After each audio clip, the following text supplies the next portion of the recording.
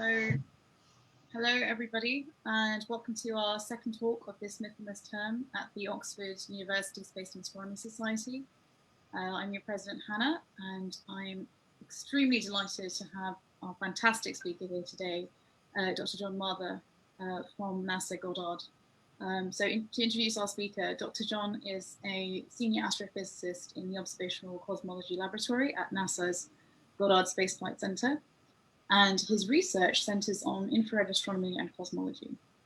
He received his doctorate from UC Berkeley, and John has famously served as the principal investigator for the Far Infrared Absolute Spectrophotometer on COBE mission, which managed precise measurements of the cosmic microwave background radiation, for which John was then awarded the Nobel Prize in Physics in 2006. He's also currently the senior project scientist for the James Webb Space Telescope, which has an updated launch date, hopefully for the last time, next October. So without further ado, over to you, John. Okay, well, thank you, Hannah. Let me share my screen so you can see what I'm thinking about. And then maybe you can go on a trip with me. So here we go. Let's see. Does that work, Hannah? Do you see my whole screen? Yes, I see myself. You see PowerPoint. So is this ready to go? Yes.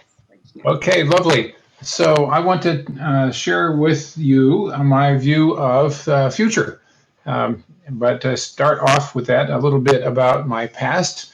When I was a very small child, I heard about Darwin and Galileo, and I saw the museum displays in New York City showing the giant meteor sitting there in the display hall, seeing the planetarium shows, seeing the dinosaur bones displayed and the fish bones displayed, and I thought, this is a complete and wonderful mystery. What can we find out about it? And in 65 years ago, very little was known. But I was a little kid then, and people were just beginning to imagine a space age and to develop the tools of modern science so that we could find out. So I want to take you on a bit of a trip. So here is the question that I've always had. Can we learn about the origin of life? Can we learn about the history of the universe? And the answer seems to be, as far as I can tell, there is no limit to how far you can go with your robots and your imagination, because we have amazing numbers of things still that in front of us that we can do, and we still have our imagination no matter what. So this is one of the fundamental questions of physics. This is the humorous version of it, but suppose that you said, are the laws of nature that we learn in physics about the particles and the gravity and all those things, could that be some other way? And a great number of physicists think that there is only one way that it could be, and this is it. So then the question would be, could you ever find that reasoning that would tell you that this is the only way that the laws of physics could be? So how are we going to know? Well, we've, of course, been crashing little particles into each other for generations now, and we have made a complete catalog of everything we found. There are leptons, bosons. The bosons are made out of quarks.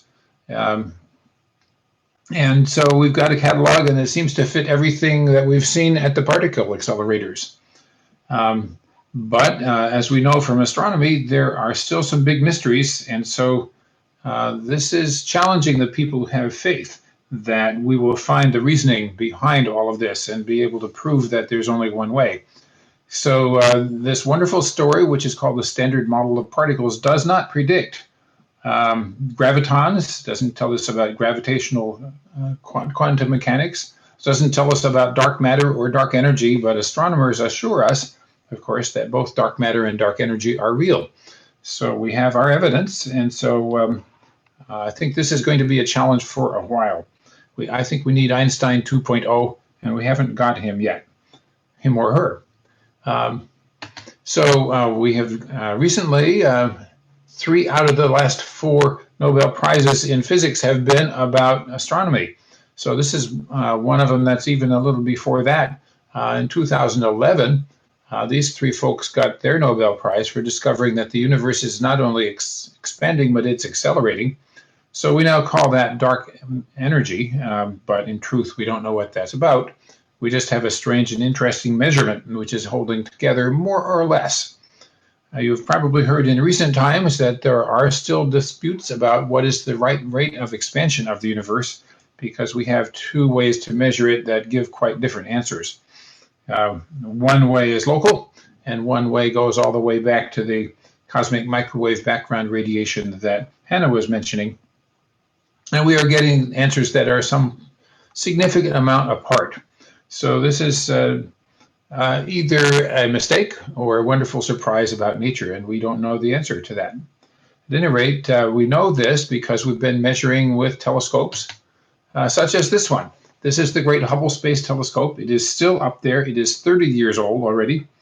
It is working beautifully because it has been upgraded and repaired 5 times by astronauts. So if anyone wants to know whether the human space program has made a difference to science, the answer is clearly yes. This is the big payoff that we got. This telescope is still working beautifully because we've done that. So just one small example of what we found with it. This is the Crab Nebula exploding as it is now the debris from explosion of July the 4th of 1054 AD. We know that date from the calendars that the Chinese astronomers kept, and we can still read them.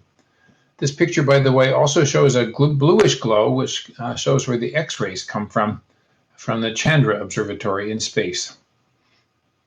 So I always remind people this is an important part of human history because this is an example of the way that the chemical elements that we see around us were produced in the universe, and that all this material will eventually be recycled back into the next generation of stars and planets and solid objects with iron and phosphorus and carbon and nitrogen and all the other things that we see around us. So that's just an example of something that we know from wonderful engineering projects that have been done, such as the Hubble telescope. So I'm focusing today on the engineering that enables wonderful discoveries to be made. So as Hannah mentioned, we are about to fly the James Webb Space Telescope. Here it is in artist's concept, and we are quite happy with it right now.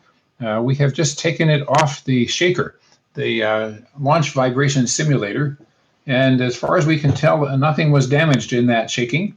So we will now go to the next step, which is to unfold the telescope from its folded up configuration and make sure that it unfolds properly one last time. Then we will fold it back up, and next summer we'll be shipping it to the launch site in French Guiana. Why French Guiana? Because Europe is buying the rocket for it, the Ariane 5, and the European launch facility for that is in on the equator in South America, in French Guiana. By the way, the project is an international partnership, including a European Space Agency and the Canadian Space Agency, and some pretty important pieces of the telescope were made in Britain. The UK Advanced Technology Centre in Edinburgh was responsible for the cold half of one of the instruments in there, and that's this one which says a mid-infrared MIRI instrument that was managed from UK Advanced Technology Centre, and I believe it did an environmental test in Oxford. Anyway, this will be operated like the Webb telescope, like the Hubble telescope is operated from our institute in Baltimore. Telescope is gigantic. You can see there's a giant golden hexagon mirror, which is 6.5 meters across, and it is protected by this beautiful blue in the picture sunshade, which is about as big as a singles tennis court. So this is obviously much larger than the rocket could ever be, and I'm not going to show you our scary movie of how it unfolds in space, but this is our great engineering challenge. And just one small comment about this. The reason that astronomers can ask for a telescope like this is the Cold War. When the United States were frightened of the Soviet Union 60 years ago, we said we better do something about it. We're going to have science and engineering. And by the way, let's put up spy satellites. Let's develop telescopes in space. And even we're going to go to the moon. We did that. And so nobody died except for 3 American astronauts who were lost in a fire on the ground. So that was a pretty spectacular accomplishment. And we now have a very high-tech world that is in part the result of that intense engineering competition in the 50s and 60s. Anyway, coming along to what are we going to do with it, this is just a summary of the 4 instruments that are on board the observatory. There are cameras and spectrometers that cover the entire wavelength range from 0.6 microns, which you could see with your eye, out to about 28 microns, which you certainly cannot. And this is a general purpose instrument package that is set up to do basically everything you cannot possibly do from the ground or with Hubble. There's a little bit of overlap with what you can do on the Hubble because we do include the short wavelength end, but that's actually, because our telescope is so much bigger than the Hubble, it will even be superior to the Hubble in some of those areas. Hubble is 2.4 meters across and the Webb telescope is 6.5 meters across. The Webb telescope is cooled down to about 45 Kelvin by radiation alone so that it does not radiate much infrared. And this one instrument, the mid-infrared instrument, is cooled down to 7 Kelvin by an active refrigerator, which is an astonishing accomplishment in itself. A space refrigerator that should run forever because it does not have a consumable liquid cryogen like so many other missions have had. At any rate, this is the instrument package. We have decided what we're going to do with the first 6 months of operation, of observations, basically. And we have an open opportunity right now for people to send in proposals for what we're going to do for the next 6 months. These are called general observer or guest observer proposals. And if you're in your astronomy department, you and your friends should be writing their proposals right now. So anyway, what are we going to do besides this? I want to talk about what's coming up next for new technologies because Webb telescope is certainly not the end of the line for all of the wonderful things that we could be doing. Webb telescope has almost perfect detectors, but we can still imagine making them better in some ways. Bigger, more pixels, even lower dark current, that is to say, fewer random electrons coming when there's no photon, lower amount of read noise so that eventually we'd be able to count individual photons coming in. So we can do that at some wavelengths, but we can still improve. We are building bigger telescopes on the ground. I will show you pictures of the biggest ones, including the European extremely large telescope, 39 meters across, about 6 times as large as the Webb telescope. That is a super spectacular project. I'll talk a little bit about adaptive optics, which is what it takes to get all the angular resolution you're entitled to, even when you're looking through the turbulent atmosphere of the Earth. I mentioned here that we have supercomputers coming, and something that I didn't really expect is that we have machine learning coming along to help solve multi-scale problems. For instance, when you take a large supercomputer program and you say, let me simulate the origin of galaxies, eventually you get to where you need to solve the orbital parameters of stars zooming around very quickly, even though you're tracking billions of objects and tracking billions of years, and the computer just cannot handle this. So the answer seems to be, well, let them get an artificial intelligence process running to look at the pictures that the supercomputer is making and try to understand, even if you can't express it in words, what is going on inside the most detailed small structures. So this is an approach to solving a previously unsolvable problem. Next, I mentioned extreme formation flying. There's no particular reason that you cannot have a compound telescope where there's one piece 50,000 kilometers away from another. And so we are working on that. I mentioned here hybrid space-ground combinations. Yes, there are things you can do where there's a piece in space and a piece on the ground. We are building bigger rockets. At least Elon Musk is building bigger rockets. And we are also learning how to assemble things in space with robots. So there's no sort of limitation to how much better we can get on this. We're even building better robonauts to send to Mars and Titan, and I'll show you a couple of pictures about that. So this is just by way of saying, although we have been making very rapid progress, there is a lot in future that's still in front of us. So I think if you're a young astronomer or a young space technologist, the future can be very rich because there's so much yet to do. So one thing that we have going on the ground, as you know, we already have detected gravitational waves.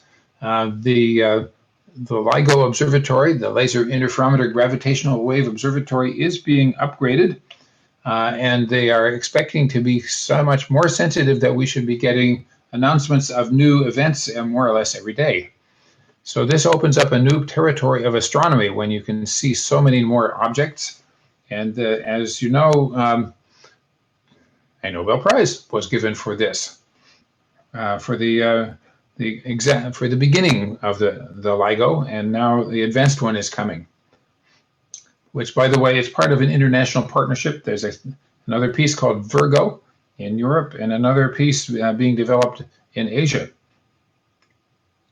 So after that one, we have in mind a laser interferometer space antenna, which will do the same thing only for lower frequency gravitational waves in space. And Europe, the European Space Agency, is leading this mission, and the United States, through NASA, is contributing some pieces of it. This is a totally astonishing engineering accomplishment too, and one where if somebody had told you 30 years ago that they wanted to do this, you would have said they were crazy. But we now know that it is possible. A Pathfinder mission was flown already to prove that the little sensors that go into this really do work. So that is coming. It won't be here for another decade and a half or so, but it's coming. So we will have another new branch of astronomy opening up with that one. We have a telescope we are currently building for launch in about 2026 called the Nancy Grace Roman Space Telescope. It was previously called the Wide Field Infrared Survey Telescope.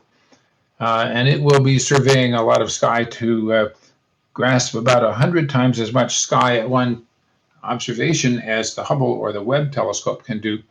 But it's also carrying something that's a technology demonstration for a coronagraph. A coronagraph is designed to look for planets orbiting other stars. And so this will be probably unable to see Earth orbiting a sun-like star, but we still expect it to do wonderful science and to prove the idea that this can be done in space. We have this amazing little telescope on the ground. I put this picture here for multiple reasons. One is, you notice on the left side that the telescope is actually made out of a lot of ordinary-ish kinds of cameras, pretty big fat lenses, but these are lenses you can buy. And another thing to point out is that the people doing it are almost all young ladies. So we have now a new generation of bright young people coming up who are now able to observe a galaxy that has almost 99.99% dark matter in it. Or I would have said that until a few weeks ago, and now there's a claim that actually this galaxy isn't so extreme as all that, but nevertheless it's very strange. So we have many wonderful mysteries about the dark matter to be tracked down, and this is one way to do it. We are going to be starting up this observatory shortly too. I don't remember the date when it's supposed to turn on, but this is the Vera C. Rubin Observatory. And it has a single mirror, which is 8.4 meters across, and a 3.2 gigapixel camera. So they will be able to survey their entire sky every 3 nights to look for things that change. They're expecting 10 million alerts of things that changed every night. So something is going to happen that this observatory is going to find, and we will have a wonderful time trying to track it down, because that's an awful lot of alerts every day. We do not have 10 million graduate students to say, okay, you work on that one. So we're going to have machine learning and machine help even to decide what to look at with the pictures that we get with this amazing observatory. Now I want to talk about adaptive optics. As we mentioned earlier, adaptive optics are what you need when you have a telescope on the ground and you're looking up into space. And so the concept has been known for a very long time. It was proposed in 1953. But of course, we could not do the engineering in those days. The picture on the left shows you what we do. You receive light from the telescope. You have the light bounce off a deformable mirror, an adaptive mirror, which can correct for the wavefront delays and distortions that are coming in from the sky. Then we need a sensor that tells us whether it's been focused correctly, and we have a feedback loop that goes back to control that adaptive mirror. So but the result is that you can get an extremely sharp picture. But now the challenge is, well, what are you going to focus on? What is the star in the sky that you say is the truth? You know that thing is a point. So we currently have a system where we can send up a laser beam from the ground and make sodium atoms in the far upper atmosphere fluoresce. So then we can focus on that. But it's unfortunately not a very sharp object out there, so it's hard to do this well enough. So our team at NASA Goddard has been working on flying a satellite beacon so that you could put a guide star wherever you need it. On the right-hand side, by the way, I have the same picture as applied to what your eye doctor needs to do.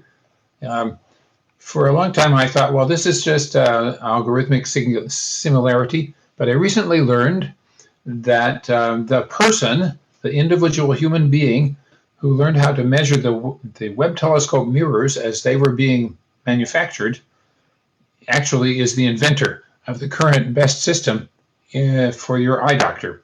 So we have a direct technology transfer from Webb telescope mirrors to your eye doctor's office.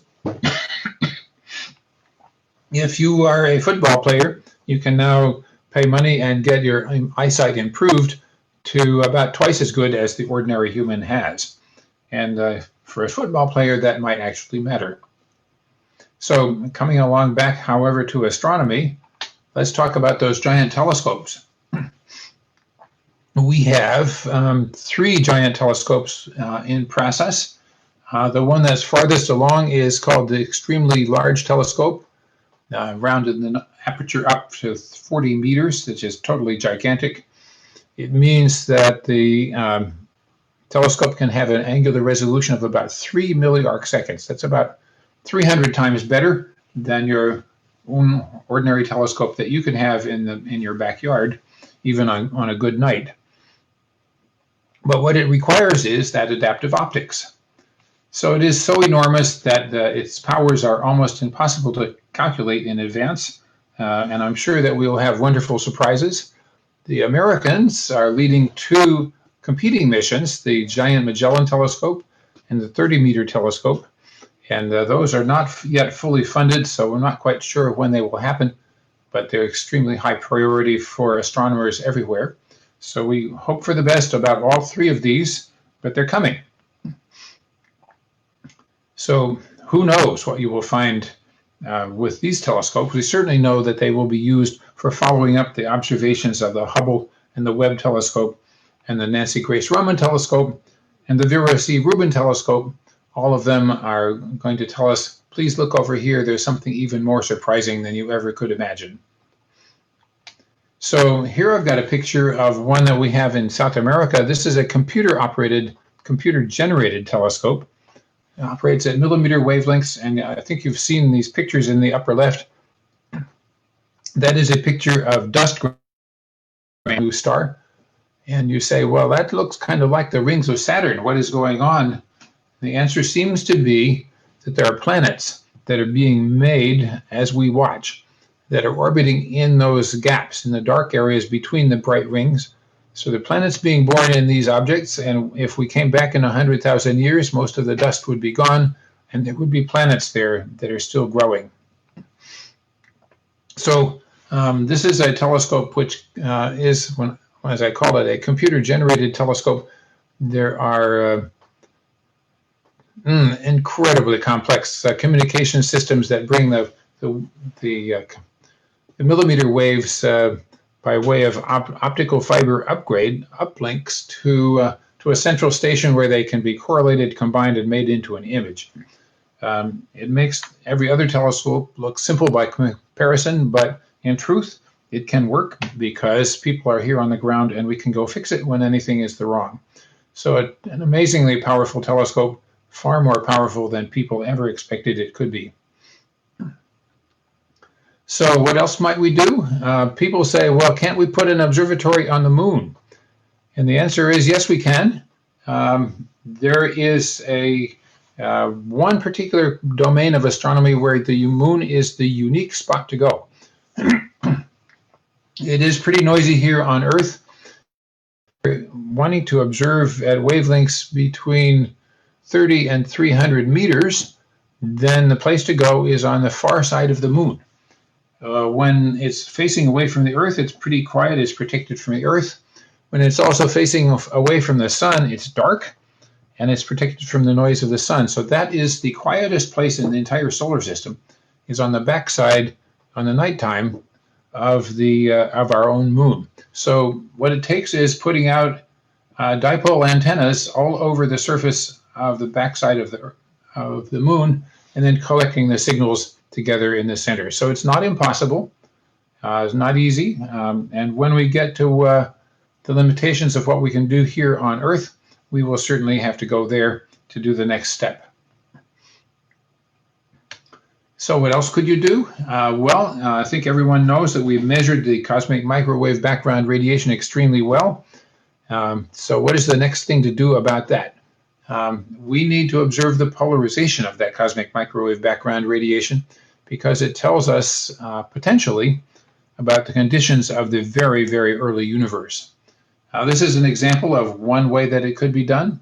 There are quite a few other ways, but at any rate, quite a few astronomers have their eyes on a project of this general sort. Just to illustrate that there's no shortage of things to do. What else could you do? This is called the stellar imager. It was conceived quite a few years ago. It's basically, let us put about 30 small mirrors, maybe a meter in diameter, and have them all relay light to a central beam combiner in something called an interferometer. And if you could do that, then you would be able to make images of the surfaces of other stars. Just as we make an image of our own sun, we could make an image of another star. And that would be quite important if we really want to understand the physics of sun-like stars. We can't really wait for the sun to change a lot because we're impatient, but we can find 100 other stars like the sun and see what they're doing. What else could we do? We could build big telescopes in space. This is an example of one way to do it. Here we show the Orion and crew vehicle that's proposed for our lunar explorations. And we're already building the Orion. This shows going out to service a telescope that's operating somewhere near the moon. And that's possible. Not so easy, obviously not easy at all. But just as a reminder, it is not actually a very great distance in terms of energy to go from orbits near the moon to orbits around the Sun-Earth Lagrange point, where the Webb telescope will be. So servicing a telescope near the moon with real astronauts is not impossible. And this is just a sketch that shows how some people thought it could be done. But maybe we need to make a little more progress with actually getting astronauts there. Alternatively, of course, robots can do some of these things, but we still are learning about that too. As an example of what you could do if you were extremely ambitious, here is a telescope that was studied by NASA 30 meters in diameter in space. And you see a very elaborate structure well, it seemed possible to build. Let's put it that way. It is not impossible. We are not yet driven to this size scale by astronomy. We need to take smaller steps first, but it is not impossible to imagine an extremely large telescope that would be necessary for some future scientific project. It is possible for X-rays and gamma rays to do a little bit of focusing if you can separate things far enough. Ordinarily, we never think about focusing X-rays or gamma rays through lenses, but it is possible to have them diffract if the wavelength is the right wavelength for the design. And it is possible to cast a shadow across thousands to millions of kilometers if you really try. So it is not impossible for us to get far better angular resolution than what we've had in the past. So far, this is a sketch. This is not a plan, but it is not impossible. I show this to you as one of many things that are not impossible. And when scientists say that's the next important step for us to make a great discovery, then maybe it can happen. So now I want to talk about life. Everyone wants to know, well, is there life elsewhere? And how special is Earth? So here in the solar system, we think Earth is pretty special. We like it here. It's the right temperature for us, for liquid water. It has a nice stable orbit. It has a really big moon, which seems to stabilize our spin axis and also produces tides, which, by the way, were much, much larger when the moon was closer in and the Earth was young. Has a big magnetic field. Has oceans and continents that go zooming around, and for some reason we have just enough water that we have both oceans and continents. We have the right amount of volatile materials like carbon and nitrogen so that we can have living things. We have a pretty good star. It has a long life. It's not too dangerous. Doesn't have a lot of solar storms that are blasting away at us. It is not near to hazardous objects like black holes, galactic nuclei, exploding stars. And this last bit, where I say plate tectonics, it actually might be the thing that makes life possible here on Earth. No one knows how life originated, but it's certainly one of the top questions that's always been in my mind and is still in many astronomers' minds. So here is a sketch just to remind you that there's an awful lot that could be done to find out about life. If you took your chemistry and biology in school, you may already know this chart. This is a chart called the carboxylic acid or citric acid cycle, and it's a sort of series of reactions that can occur in a loop but don't have to, of small carbon-bearing molecules. And the important point is that energy can come in from the outside to drive this circulation through this loop, and it can produce complex molecules and building blocks for even more complex molecules that make metabolism possible even if there is no DNA. There's no DNA molecule on this picture. So that is a pretty interesting concept. So I think life could be a thermodynamic imperative, which is to say, if you set up the conditions where life could exist, then nature will find a way to make it exist. Because I think that's the way that probability runs.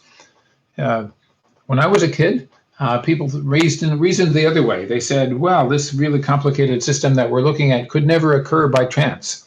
And they had some pretty wrong calculations of probability to justify that. Nowadays, I recommend this book to you, The Origin and Nature of Life on Earth by Smith and Morowitz. And I think you'll find there's a lot of new thinking in this area that says, well, maybe what we thought 50 years ago was pretty wrong. So that's a very exciting area for science, and particularly it affects our space program because of what we might want to do to check up on this story. So let's go to Mars. Everybody thinks we're going to Mars. Well, where would you go on Mars? This is a map made from orbit showing where there seems to be water just under the surface on Mars. We shouldn't be too surprised because Mars had water. There is plenty of evidence that water used to flow through the rivers and lakes that we've seen. So where did it go? Well, it's apparently underground, where it's protected, has not all evaporated, and it has practical importance because it tells us where we might find supplies if we need them when we get to Mars. So that's not very far to dig if you only have to go in 30 centimeters. Even though it may not be easy, it's there. So to be determined what kind of engineering technology you need to get to that water, but it's probably there. So what are we going to do when we get there? Well, we already have a rover on its way to Mars called Mars 2020 that NASA launched, and it has a rover as well as a helicopter. Here's a picture of the helicopter, and it will be able to transport itself fairly far through the Martian sky. You say, well, how could it possibly be that a little tiny helicopter like that could fly on Mars when the air is so thin? But nevertheless, it's possible. And in particular, it has batteries that can be charged up when the sun is shining, and it saves up the energy so that it's got enough to be able to fly for a while. So we're doing that. We'll be exploring more of Mars this way. On the right-hand side, we have a sketch of the sample return mission, which is being designed, but we are already capturing samples with the rover that we have going to Mars to be able to cache them and be able to pick them up with a return vehicle in sometime in the future. So this is pretty important as a way of getting scientific samples back to the laboratory because when we pick them up, we'll know where they came from. I guess you all know that we have Martian samples already, but they came involuntarily. They were kicked out of Mars by meteorite impacts, and we found them in the ice near the South Pole, or sorry, at least in Antarctica. So a lot can be learned by bringing back your own samples where you know where they came from. We are also preparing a helicopter to go to Titan. Titan, being the largest moon of Saturn, has a thick atmosphere, and the gravity is smaller and the atmospheric pressure is much larger, so it's not impossible to fly a helicopter on Titan. Now, it has to be pretty different because it's really cold out there. There's not very much sunshine out there, and so you have to store up your energy for quite a while to be able to make a little hop. But nevertheless, it is planned for launch in 2027. Takes about 9 years to get where it's going, and they've already chosen a dune field near a crater where we think there could be interesting geological signs, and we'll begin to look for organic materials and other signs that might relate to, is there life under that? There's no particular reason that water-based life is the only kind. So if there is another kind, this could be a place to find it where the solvent might be hydrocarbons instead of water. Very rich place to explore. Your guess is as good as mine whether it's alive or was alive, but it's worth trying to check. So what else can we do? Well, we want to look at planets around other stars. So we've already been doing it with the Hubble telescope. We will be doing it with the Webb telescope. And in the future, we have in mind multiple ways to look at it with even bigger telescopes. If you could observe a planet orbiting another star and get its reflected light spectrum, you could tell whether it had oxygen and water and other things in it enough to say that's like Earth. So we have our ways. A sketch in the lower right illustrates something the Americans are calling a LUVOIR, the Large UV Optical Infrared Telescope. And calculation says if we could build it, we would be able to see little Earths around ordinary stars like the sun. Not easy, but not impossible. So to be determined, at least in the US, we have a process where we consult the National Academy of Sciences every 10 years, and we ask their opinion. If they say this is a top priority for astronomy, maybe we'll get to start doing it, even though it's difficult and expensive. So what's another way to go? I mentioned earlier orbiting guide stars, and this is a project idea that I've been pushing. What if we could shine a laser beacon down from space for a great telescope on the ground? We already have great telescopes on the ground, and we're building enormous ones. So what could they need so they could be more nearly like they would be in space? An orbiting guide star. So this is actually something quite small, a person-sized satellite, a little laser beacon, not much more powerful than what you might have as your laser pointer in your lecture hall, could be bright enough to do this job. So we're working on this one, and we plan to propose this idea to NASA next year and see if they like it. But I want to show you another ramification of it. If you could do this, just illustrating how much better the system could be than it is today.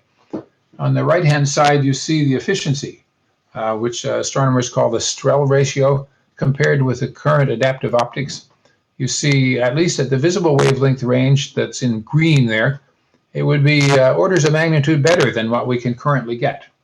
So it's a reason why a very small satellite could make a very big difference for astronomy. And clearly it'll become even more important when we get the very large telescopes that I showed you before. If you could do that, then what else could you do? Well, it turns out the visible wavelength range is actually a wonderful place to be observing from, even if the adaptive optics is very, very difficult. And here's the reason for that. The sky is bright on the ground at infrared wavelengths because there are molecules above us, and they radiate pretty large amounts of light. But the visible wavelength range is a lot quieter than the infrared. So let's do that if we can. The calculation says that if you could make a telescope on the ground that's twice as big as the one you can get in space, you can actually beat the sensitivity of the space telescope. So that's worth trying. So I'm working on that. That's why this adaptive optics would be so important. And now I want to show you a really radical idea. One of the ways that we have to hunt for planets around other stars is to make a star shade, to cast a shadow of a star onto the telescope. And here the idea is, well, what if the telescope is on the ground and the star shade is in space? So it is not impossible to make the alignment happen. And if you could do that, then you could get this lovely picture in the right-hand side, which shows Earth, Venus, and Mars all orbiting around a solar system at 5 parsecs away, and it would take only a 1-minute exposure to do that. So this is pretty hard, because that star shade that I'm showing you there is about 100 meters across. So that's bigger than the lot that I have for my house. So not so easy, but again, not impossible. So if you could do that, we could get a spectrum like this. This is shows the spectra of Earth and Venus in the lower side. And in the upper side, suppose that Jupiter were a lot closer to the sun, or if the Neptune were as close to the sun as we are, they would be very bright and very easy to see. But the main point of this sketch is, or graph is, that we could see oxygen and water and oxygen and water in the spectrum of an Earth around a nearby star just with this. So wish us luck, because this is hard to do, but it's one of many ways that astronomers now have to think about finding out if we are alone in space. So wrapping up here, let's switch over to questions and answers.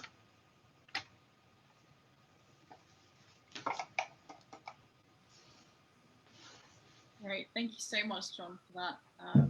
Extremely, insightful and very, very broad as well. Very big range of topics that you've covered. Thank you so much for that. We've got lots of questions coming in on the variety of different platforms.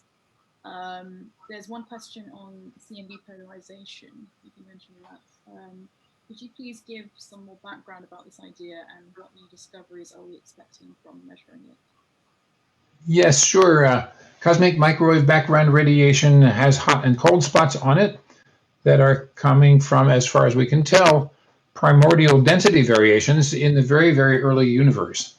Nobody knows really what made them, but we imagine maybe it's quantum mechanics in quantum gravity or something. So then we say, well, that's interesting, hot and cold spots, but how would they get polarized? And the answer seems to be that the last time those microwave photons hit an electron was about 400,000 years after the Big Bang. The radiation that those electrons see is also not exactly the same in every direction. So that gives the mechanism whereby the radiation that we get from them could be polarized. It's just Thomson scattering from a non-uniform background at that time. So why was that interesting? Well, calculation says some of the polarization could come from the Big Bang itself, from gravitational waves propagating in the primordial material. And that's why astronomers are so excited about it. Now, it's not the only way that polarization could occur, so that makes it an interesting challenge. But it is thought if we could measure that, it would be the last thing we could ever learn about the Big Bang. So it's almost the holy grail now, if there is such a thing, for astronomers in working in this cosmology area. Thank you. So you made a really interesting cross into sort of DNA mechanisms and understanding where there could be life. And you mentioned that the environment's necessary for certain mechanisms to happen. If those conditions are met, then it is, according to you, a thermodynamic imperative for life to then exist and be the result of that. So that would mean that we are then able to already understand which environments would be required for life to exist if we start with the premise that life would exist in the way that we know life to exist in terms of our own biology. So do you happen to have any thoughts on where we should be looking, which regions in space are the most probable candidate for these environments met for this thermodynamic imperative? Yeah, so it's easy to look where we know something. So here we see that everywhere on Earth that's wet and warm enough seems to be alive. So that's where we already think we should look elsewhere in the solar system. There are about 4 or so other places that are wet currently. Mars under the surface would be wet. There are oceans under the ice sheets on Europa. There is solid ice under the methane lakes on Titan. There is water spurting out of Enceladus, which is another little moon of Saturn. So there are at least 4 other places besides Mars that have water. And certainly we don't know what's there, but we might as well look. If we see life in those places, it's unambiguous. If we see oxygen on a planetary atmosphere around another star, we can argue for a long time whether some only physical process could do that. But if we can actually find a microbe on Titan, that would be exciting.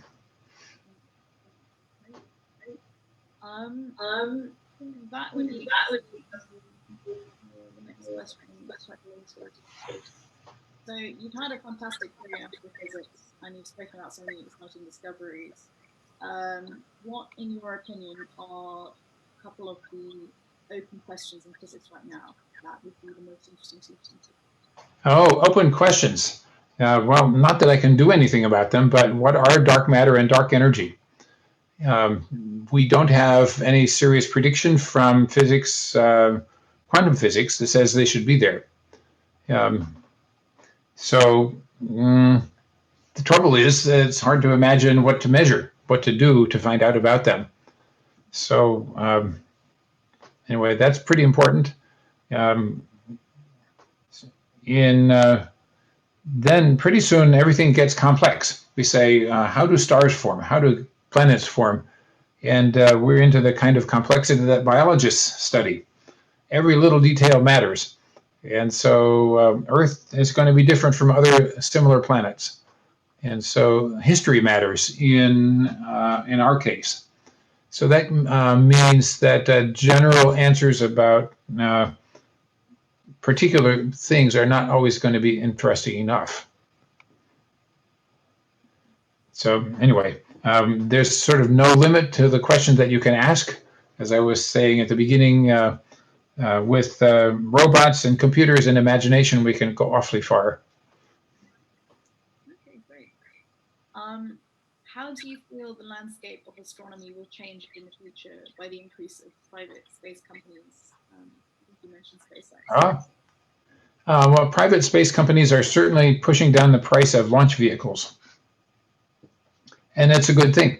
Astronomers will be able to be more ambitious if we can get cheaper launches. Most astronomy projects are one of a kind. You know, there's only one Hubble telescope, there's only one Webb telescope.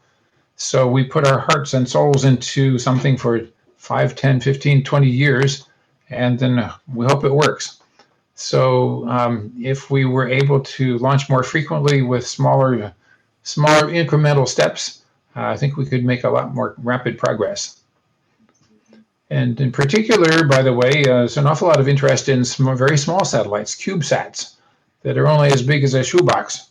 And so astronomers are being very creative now about how to get more useful information from them. I think we've got time for one last question. Okay. How did your approach to your research change after you won the Nobel Prize, or after you started to win awards for your work on COVID? How did your approach change? Oh my goodness. I don't think I changed my approach. Of course, what happens after you get awards is everybody wants to hear your opinion about something. And I get invited to lots of talks, which I enjoy. I like doing these. But I did not suddenly become more wise. Okay. But is there like an added sense of you can keep pushing the boundary, or I guess? Yeah, it gives me a little more sense of courage that if I have a wild idea like the ones I'm working on now, that somebody might listen. Right. Okay. Great. And do you have any kind of general advice for young physicists just starting out, either theoretical or experimental? Yeah, sort of a general perspective would be if it's an easy problem, somebody's already working on it. So try problems that are just a little bit too hard for you, and maybe they'll be there for you when you actually solve them. You might be the one to solve them. So that's a sort of strategy question. The other thing that people think about a lot is, well, am I good enough to solve this problem? There's people compare themselves with one another a lot and say, oh, so-and-so is so much smarter than I am, so maybe I shouldn't try to do that. I think it's actually quite a different story. I think our preparation and our history makes more difference, and there are plenty of problems to work on. So people mistake preparation for talent. Right. So as my wife's a ballet teacher, so one of her favorite ballet teachers said, well, are you a beginner? Well, begin. Yeah. So we're all beginners. That's my perspective. We're all beginners at something. And so we should begin. That's great advice. Thank you so much, Sean. I think that's a lovely note to end things on. Okay. On behalf of all of our viewers that tuned in, I'd like to thank you so much for giving us your time and sharing your wonderful advice and so much through the journey from Big Bang to life elsewhere. Okay, well, thank you for inviting me. It was a pleasure to work with you and to set this up and to do it. Yeah, and thanks for the good questions from our viewers. hopefully we'll get to welcome you to Oxford in person sometime soon as well. Oh, sometime. Thank you, Hannah. All right, take care, John. Right. Bye bye now.